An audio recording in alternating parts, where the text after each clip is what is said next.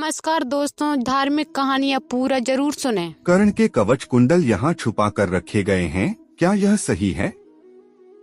सूर्य पुत्र कर्ण के पास ऐसे कवच कुंडल थे कि यदि महाभारत के युद्ध में भी ये कवच कुंडल होते तो वह अजेय योद्धा होता और उसे तब कोई मार नहीं सकता था। यह कवच कुंडल उसे जन्म से ही सूर्यदेव से प्राप्त हुए थे, लेकिन एक युक्ति से उसके कवच कुंडलों को दान में मांग लिया गया और फिर उस कवच कुंडल को कहीं छुपा कर रख दिया गया। आखिर यह किस तरह हुआ और कहाँ छुपा कर रखा गया, जानिए संपूर्ण कथा। भगवान कृष्ण यह भली भांति जानते थे कि जब तक कर्ण के पास उसका कवच और कुंडल है तब तक उसे कोई नहीं मार सकता।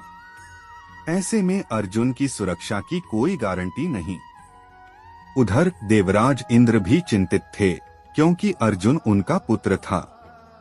भगवान कृष्ण और देवराज इंद्र दोनों जानते थे कि जब तक कर्ण के पास पैदाइश कवच और कुंडल है वह युद्ध में अजय रहेगा। दोनों ने मिलकर योजना बनाई और इंद्र एक विप्र के वेश में कर्ण के पास पहुंच गए और उनसे दान मांगने लगे।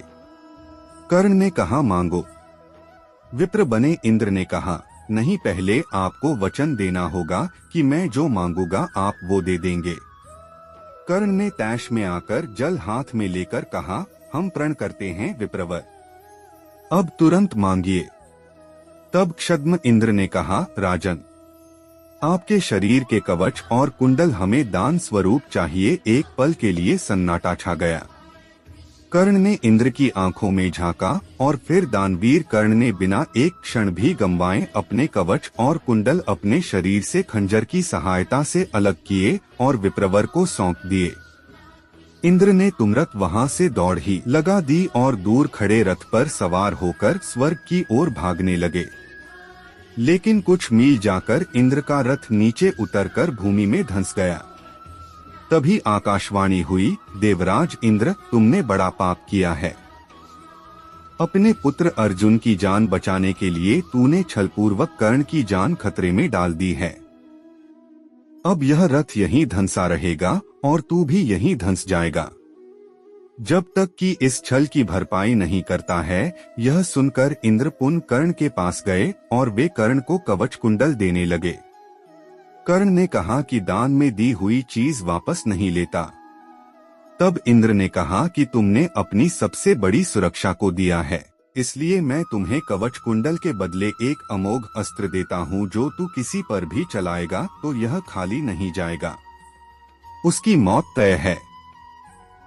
लेकिन तू इसका उपयोग एक बार ही कर सकता है, दूसरी बार नहीं। कर्ण ने उसे ले लिया। इसके बाद इंद्रदेव उस कवच कुंडल को स्वर्ग नहीं ले जा पाए क्योंकि उन्होंने इसे झूठ से प्राप्त किया था। ऐसे में उन्होंने इस कवच कुंडल को किसी समुद्र के किनारे छुपा दिया। इंद्र को छुपाते हुए चंद्रदेव ने देख लिया। बाद में चंद्रदेव उस कवच कुंडल को निकालकर भागने लगे, लेकिन समुद्रदेव ने उन्हें रोक दिया और कहा कि यह मेरी सुरक्षा में है। तभी से वह कवच कुंडल समुद्रदेव और सूर्यदेव की सुरक्षा में है। कहा जाता है कि इस कवच और कुंडल को ओडिशा के पुरी के पास स्थित कोणार्क के समुद्र के पास कहीं छिपाया गया है।